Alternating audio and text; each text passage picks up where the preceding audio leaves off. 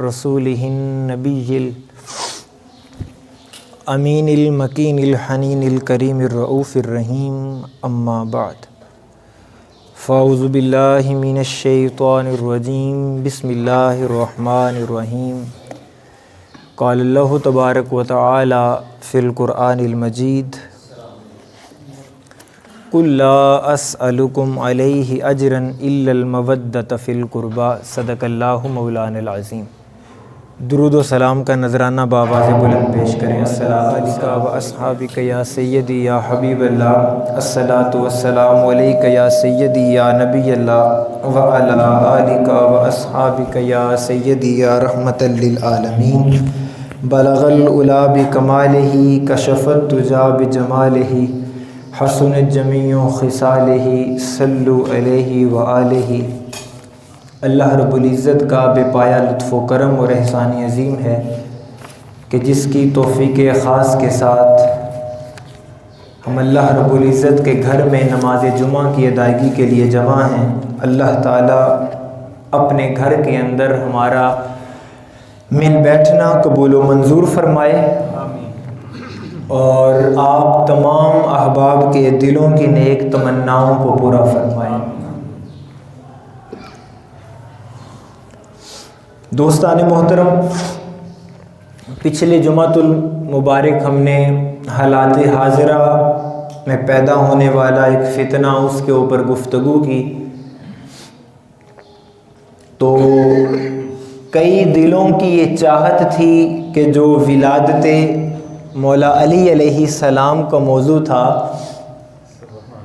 وہ بیان نہیں ہو سکا، اور اگلا جمعہ آئے گا شب معراج کے قریب، تو اگلے جمعے کا تو ڈیفینیٹلی موضوع شب معراج ہی ہوگا، اور پھر اس کے بعد آگے جامع مسجد محبان رسول میں بھی شب معراج کے حوالے سے عظیم و شان پروگرام کا انعقاد کیا جائے گا۔ تو پھر میں نے سوچا کہ یہ جو درمیان کے اندر آج کا جمعہ ہے، پھر آج کا جمعہ مولا علی کی بارگاہ کے اندر حاضری پیش کرتے ہیں، تو ان کا ذکر خیر کرنے کے لیے اور اختتام پر انشاءاللہ یہ آج کل ایک عالمی مرض اور بیماری بھی منظر عام پر ہے، کرونا وائرس، تو اس کا بھی آج آپ کو حل بتاؤں گا کہ کرونا وائرس سے کیسے بچا جائے۔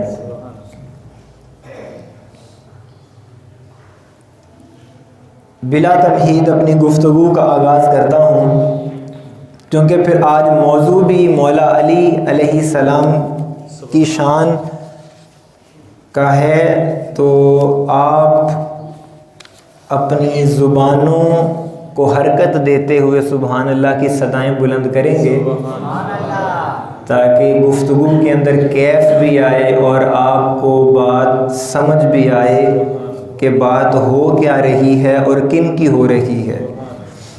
اور آج آپ کو اس حوالے سے ایک بڑا ہی نایاب اور خاص قسم کا تحفہ بھی دیا جائے گا حدیث مصطفیٰ کی روشنی میں۔ جو لوگ آل رسول سے محبت کرتے ہیں اور انہیں کی غلامی میں جیتے اور مرتے ہیں، ان کے لیے بڑا نایاب تحفہ ہوگا۔ اللہ رب العزت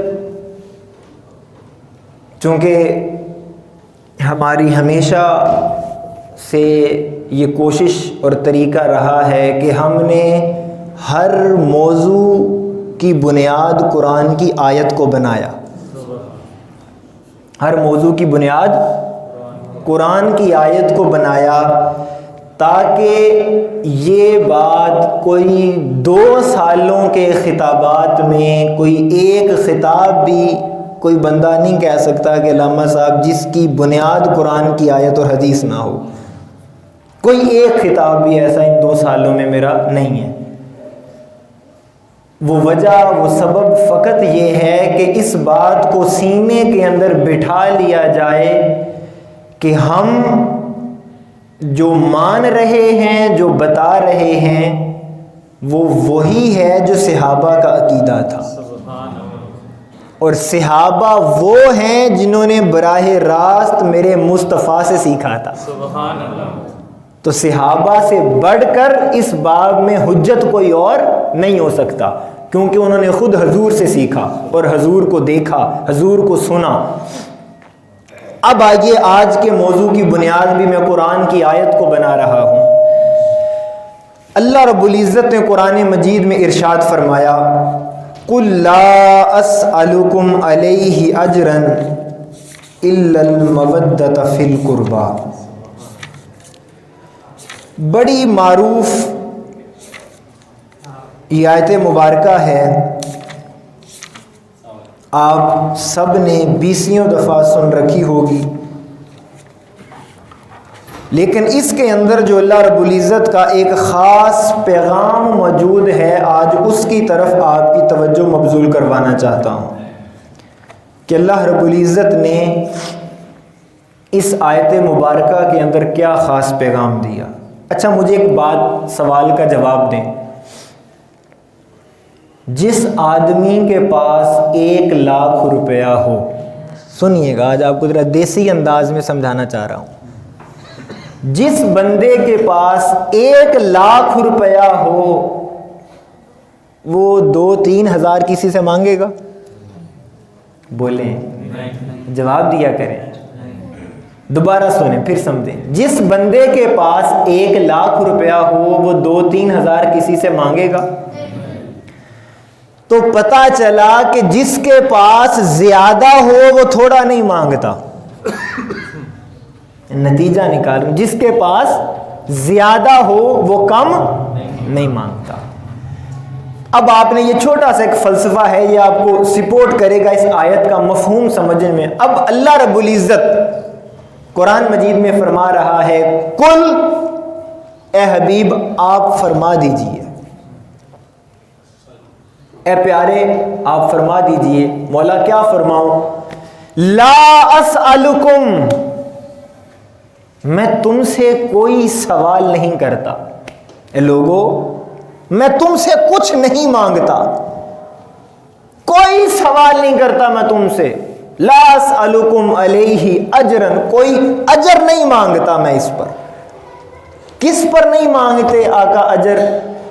فرمایا کہ جو میری وجہ سے، میری محنت کی وجہ سے جو ایمان کا چراغ تمہارے سینوں میں روشن ہوا ہے، اس پر میں تم سے کوئی اجر نہیں مانگتا.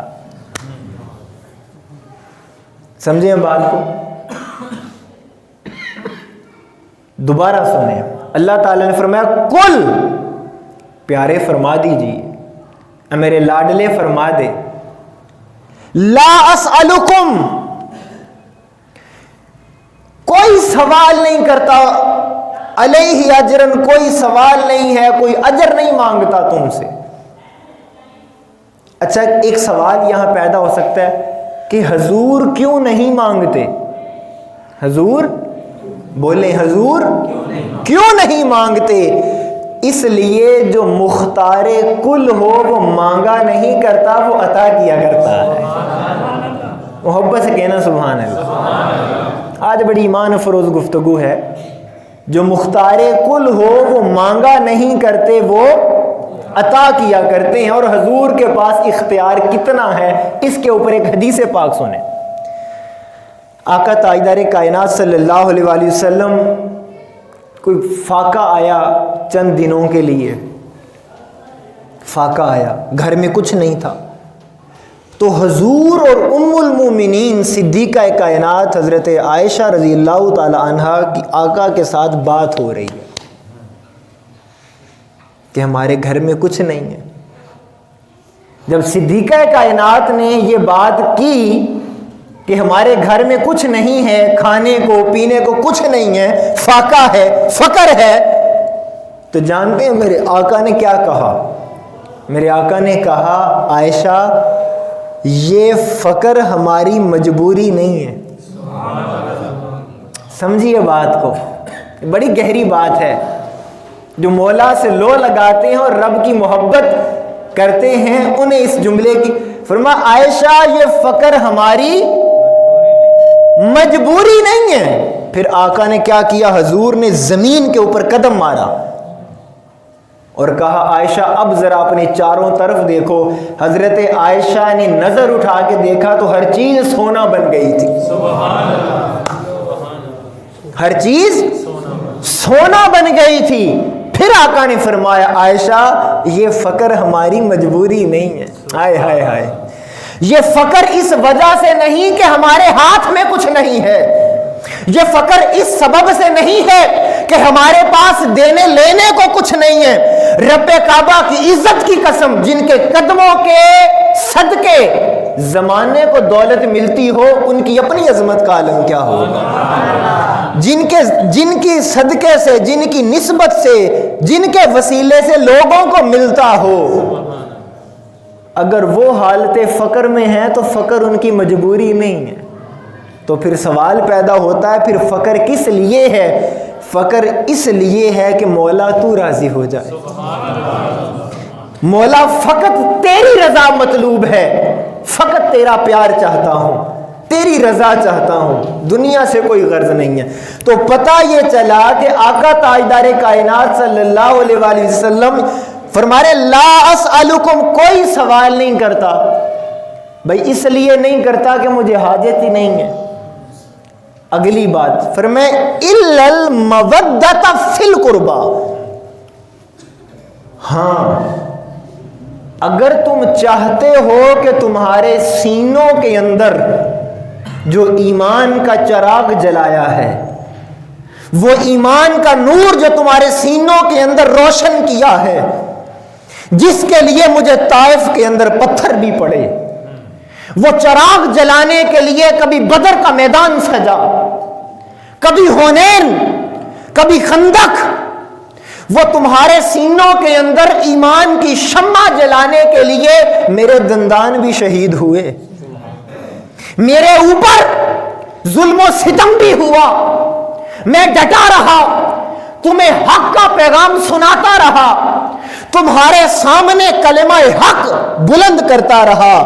لوگوں وہ جو ایمان کا چراغ تمہارے سینوں میں جلایا ہے، اگر چاہتے ہو کہ قیامت تک جلتا رہے تو میرے اہل بیت سے مودت کرنا.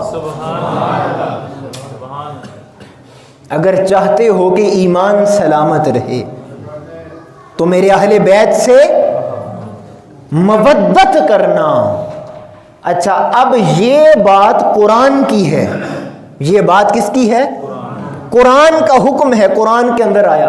اب آپ اگر توجہ سے سن رہے ہوں گے تو یہ عقل ایک سوال اٹھائے گی کہ لاما صاحب ابھی آپ نے کہا، حضور نے فرمایا لا اسألکم، اسی آیت کا حصہ ہے لا اسألکم، کوئی سوال نہیں کرتا، اور اگلے حصے میں حضور نے مانگ بھی لیا. بولیں تو صحیح. پہلے فرمایا لا اسألکم علیہ اجرا، کوئی سوال نہیں کرتا، کوئی اجر طلب نہیں کرتا. پھر اہل بیت کی مودت مانگ بھی لی. سوال ذہنوں میں پیدا ہوتا ہے بھی قرآن کی آیت ہے، کوئی کہہ سکتا ہے کہ پہلے فرما رہے نہیں مانگتا لا اسألکم، پھر الا المودۃ فی القربى، پھر مانگ بھی رہے ہیں. اچھا میں ایک جملہ کہنے لگا ہوں، اس جملے کی باریکی کے اندر جائیے گا. حضور نے فرمایا لا اسألکم، میں تم سے کوئی سوال نہیں کرتا. کیا فرمایا؟ میں تم سے کوئی سوال نہیں کرتا. اب اگلی بات سنیں، آپ کی سبحان اللہ بتائے گی کہ آپ کو سمجھ آئی ہے یہ نہیں. حضور نے فرمایا میں سوال نہیں کرتا، اور یہ جو شروع کے اندر ہے نا کل، یہ کل بتا رہا ہے یہ مودت حضور نے نہیں مانگی، خدا نے مانگی. ہائے ہائے ہائے ہائے ہائے ہائے ہائے، یہ حضور نے نہیں مطالبہ کیا، اللہ نے کل کہا کہ پیارے میں کہہ رہا ہوں تو یہ بات کر دے. ہائے ہائے ہائے، جیسے قل ان کنتم تحبون اللہ فاتبعونی یحببکم اللہ، جب اللہ نے اپنی محبت کی بات کی تو آغاز کیا کل سے، قل هو اللہ احد. سنیے ذرا، جب اللہ نے اپنی توحید کی بات کی، اپنے ایک ہونے کی بات کی تو آغاز کیا کل سے۔ اب سوال یہ ہے کہ میرے مولا اپنی محبت کی بات کی تو آغاز کیا کل سے، محبت کی بات کی آغاز کیا کل سے، پنجتن کی بات کی تو آغاز کیا کل سے۔ تو مولا یہ کل کیا پیغام دے؟ اب میں نے اس کل سے میں نے جو نتیجہ اخذ کیا ہے وہ سننے والا ہے، اور آپ کی محبتوں کی نظر کر رہا ہوں۔ اللہ تعالیٰ نے آغاز میں لگایا کل، اور کل کیا ہے؟ حضور کا وسیلہ۔ اچھا کل، توجہ ہے؟ ایک جملہ کہنا چاہتا ہوں، پڑھے لکھے احباب جو زیادہ پڑھے لکھے ہیں وہ ذرا توجہ فرمائیں، ان کے صدقے اللہ تعالیٰ باقیوں کو بھی سمجھ عطا کر دے گا، سبھی سمجھ جائیں گے۔ ایک اور جملہ کہنا چاہتا ہوں بڑی محبت والا۔ ایک ہے قرآن پاک کا یہ کل، ایک ہے قرآن پاک کا یہ کل جس کے اوپر ہوتے ہیں نقطے۔ توجہ ہے؟ بہت توجہ چاہوں گا، کیونکہ کبھی کبھی میرا بھی دل کرتا ہے جو میں سنانا چاہتا ہوں وہ بھی سننے والا کوئی ہو۔ ایک ہے یہ کل جس کے اوپر ہے نقطے، جس کا معنی ہے آپ فرما، یعنی کہ اللہ حضور کو وسیلہ بنا رہا ہے، یہ وسیلے کے لیے آیا، حضور کے لیے آیا، آپ فرما دیجئے۔ اچھا ایک ہے یہ کل، ایک ہوتا ہے کل کاف والا جس کے اوپر ڈنڈا ہوتا ہے، اس کا معنی کیا ہوتا ہے؟ بولیں تمام، سب، کل۔ اب سنیے گا، ایک ہے یہ کل، ایک ہے خالق کل۔ سبحان اللہ تو کہیں۔ ایک ہے یہ کل، ایک ہے خالق کل، یعنی اللہ کی ذات۔ تو جملہ یہ ہے جو اس کل کو سمجھنا چاہتا ہے پہلے وہ اس کل کو سمجھے۔ آئے ہائے ہائے۔ جو اس کل کی معرفت چاہتا ہے پہلے اس کل کی سمجھے جو قرآن میں آیا ہے۔ تو یہ ہے کل۔ تو اب اللہ تعالیٰ نے اپنی محبت کی بات کی، آغاز کیا کل سے، توحید کی بات ہی آغاز کیا کل سے، اور آل رسول کی بات بھی آئی تو آغاز کیا کل سے، اس لیے کہ اللہ بتانا یہ چاہتا ہے کہ لوگوں جس طرح تم نے میرے مصطفیٰ کی زبان سے سن کر خدا کو مانا، ہائے ہائے، جس طرح حضور کی زبان سے سن کر خدا کو مانا ہے اسی طرح مصطفیٰ کی زبان سے سن کر علی کو مان لو، اسی طرح حسن و حسین کو مان لو، اسی طرح سیدہ فاطمہ کو مان لو۔ کیوں کہ جب تمہارے دلوں کے اندر کفر تھا تم نے حضور سے سن کر خدا کو مانا اور ایمان لے آئے، اب ایمان کی سلامتی کے لیے آل رسول کو مان لو۔ تو اس لیے اللہ نے آغاز کیا کل سے۔ اب یہ ہے لفظ کل۔ اب اگلی بات کرنا چاہ رہا ہوں، آقا تاجدار کائنات تو ولادت کا تھا۔ اچھا اب آپ مجھے یہ بتائیں، آپ کے بیٹے پیدا ہوتے ہیں گھروں کے اندر، سنیے گا ذرا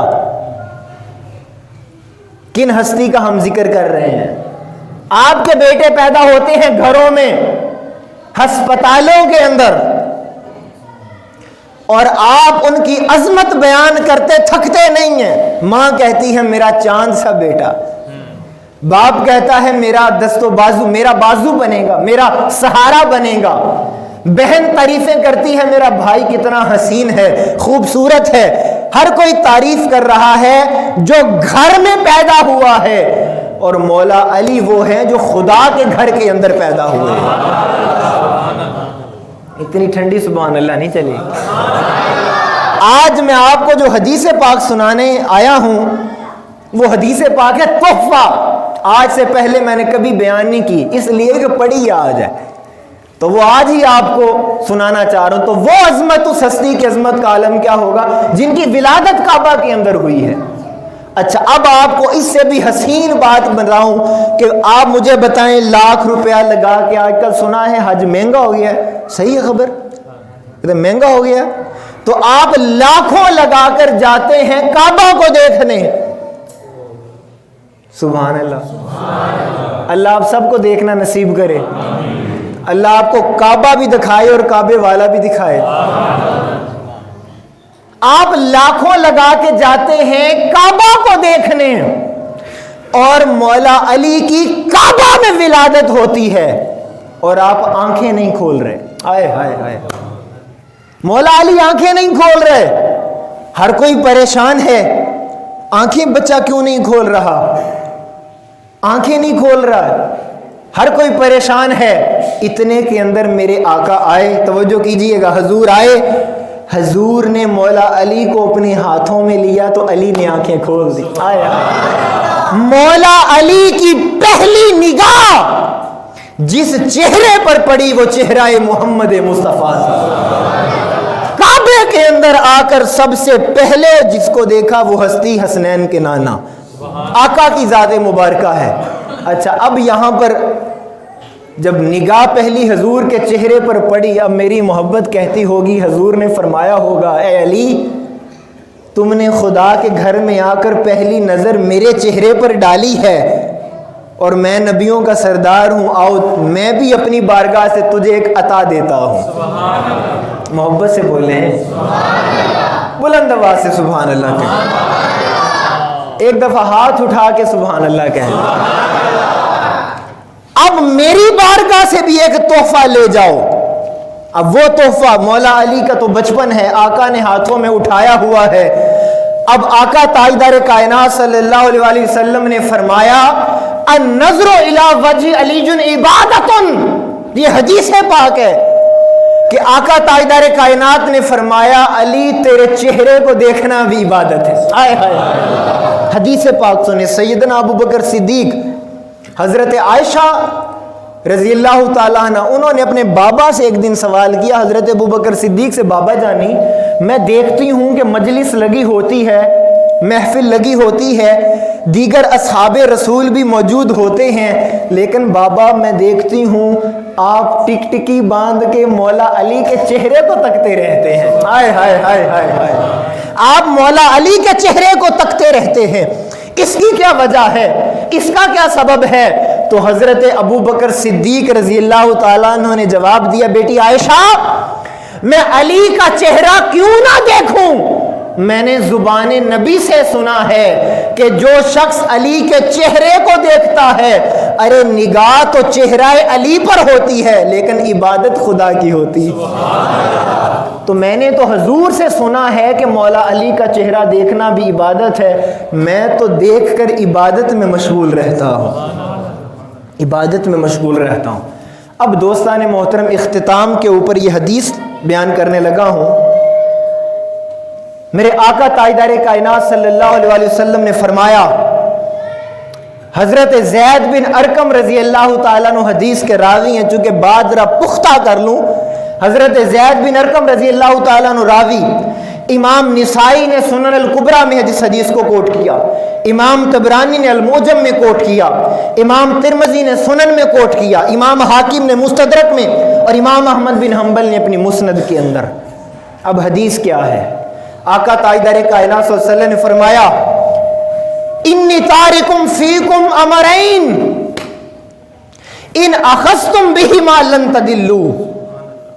لوگوں میں تمہارے درمیان دو امانتیں چھوڑ کے جا رہا ہوں. سبحان اللہ کہیں.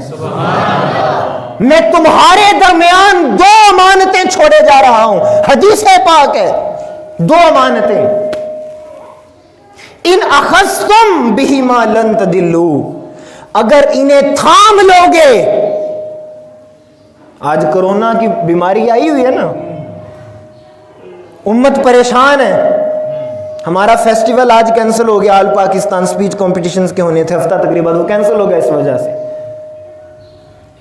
پورے ملک کے اندر ایک گھبراہٹ ہے, ڈر ہے, corona virus corona virus corona virus. کبھی سوچا ہے یہ کرونا کن اعمال کا نتیجہ ہے؟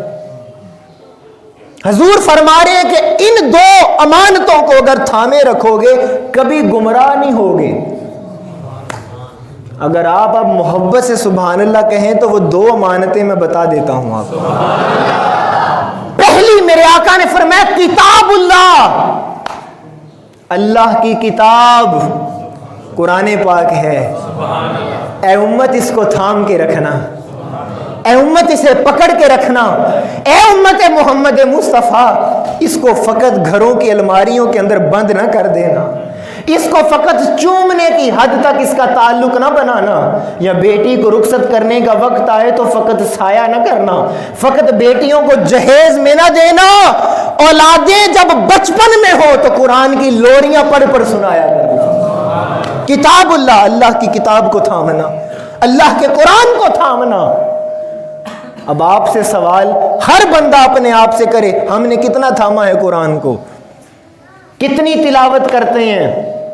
بس وہ رمضان کے اندر آئے گا تو کچھ لوگوں کا ایمان جاگتا ہے, ورنہ قرآن سارا سال الماری کے اندر بند پڑا رہتا ہے. اور حضور فرما رہے ہیں کہ اگر چاہتے ہو کہ گمراہ نہ ہو تو قرآن کو تھامنا. اب سوال یہ پیدا ہوتا ہے کہ حضور نے دوسری چیز کیا بیان فرمائی؟ فرمایا پہلی چیز ہے کتاب اللہ اور دوسری چیز ہے وَأَهْلُ بَيْتِ اِطْرَتِي, دوسری میری آل ہے. ہائے ہائے, قرآن اور آل رسول تمہارے درمیان چھوڑے جا رہا ہوں, ان کو تھام کے رکھنا, کبھی گمراہ نہیں ہوگے. اب آ جائیے اس حدیث کی طرف جو میں آپ کو تحفہ دینا چاہ رہا تھا. یہ حدیث آج میں نے پڑھی ہے تفسیر کبیر میں. امام فخر الدین رازی تفسیر کرتے ہیں سورہ شورى کی آیت نمبر 23, یہ جو پڑھی قُلْ لَا أَسْأَلُكُمْ عَلَيْهِ أَجْرًا إِلَّا الْمَوَدَّةَ. اب اس کے تحت امام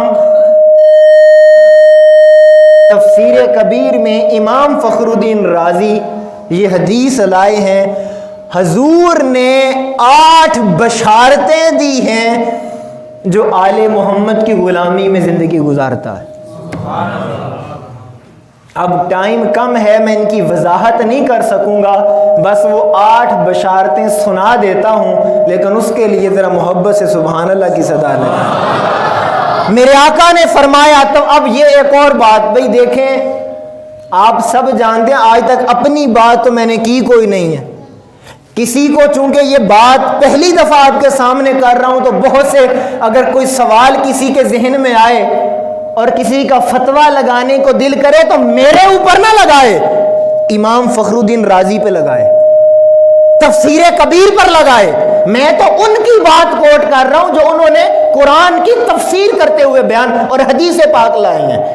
کیونکہ آج گلی گلی کے اندر بھی مولوی بیٹھے ہیں, بات کوئی نہیں تو فتویٰ دیتے ہیں. سنیے, میرا تو کام ہے حق بات منبر پر بیان.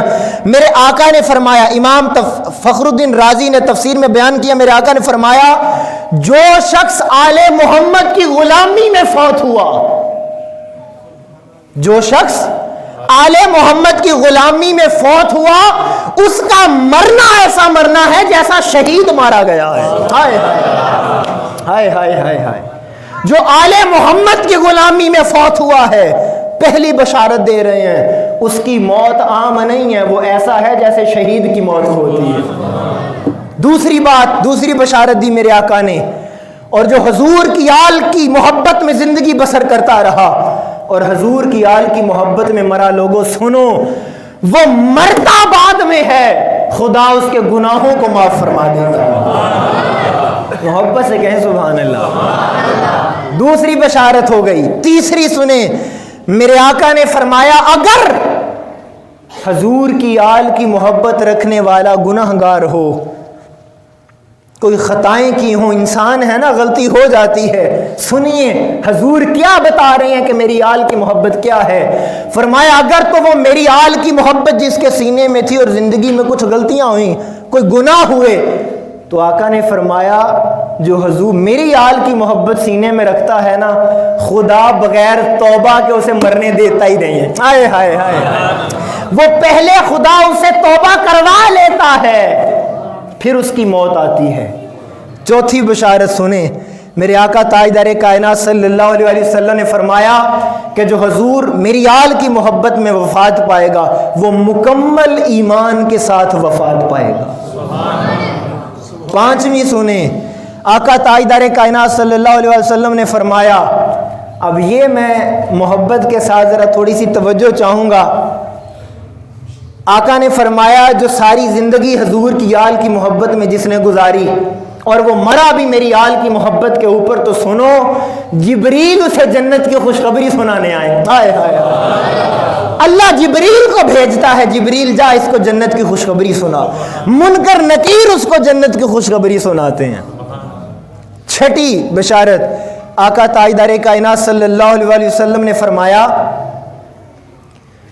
کہ میری آل سے محبت کرنے والا اللہ اس کو ایسے جنت میں داخل کرے گا جیسے دلہن کو دلہے کے پاس روانہ کیا جاتا ہے. ہائے ہائے ہائے ہائے ہائے. یہ آل رسول ہیں، یہ آل رسول ہیں. اور آقا نے فرمایا کہ آقا تاجدار کائنات نے پھر فرمایا کہ میری آل کی محبت میں جس نے زندگی بسر کی اور وہ میری آل کی محبت پر مرا، تو لوگوں سنو اللہ تعالیٰ قبر کے اندر اس کی جو قبر ہوتی ہے اللہ تعالیٰ وہ ملائکہ کی زیارت گاہ بنا دیتا ہے. آل رسول کی محبت میں مرنے والے کی قبر ملائکہ کی زیارت گاہ بن جاتی ہے. اب دوستان محترم اختتام کر رہا ہوں. یہ جو کرونا وائرس آیا ہوا ہے، کرونا وائرس، ہر بندہ پریشان ہے اس کا کیا حل ہے. بڑی خبریں اور بڑی ڈاکٹرز بھی اس کے اوپر اپنی ریسرچ پیش کر رہے ہیں. آج ایک میری بھی ریسرچ سن لیں. کوئی لمبی چوڑی بات تو مجھے آتی نہیں ہے، میں ٹو دی پوائنٹ بات کرتا ہوں آپ سے. میں آپ کو لکھ کے دینے کو تیار ہوں اس بندے کو کبھی کرونا وائرس نہیں ہو سکتا. کس کو بتا دوں؟ سبحان اللہ. تو میرے پاس سودا اتنا سستا نہیں ہے. میں آپ کو منبر رسول کے اوپر بیٹھ کر بتا رہا ہوں کرونا وائرس تو کیا اس کا باپ بھی کسی کا کچھ نہیں بگاڑ سکتا جو شخص اسلام کے نظام طہارت کے اندر آ جاتا ہے.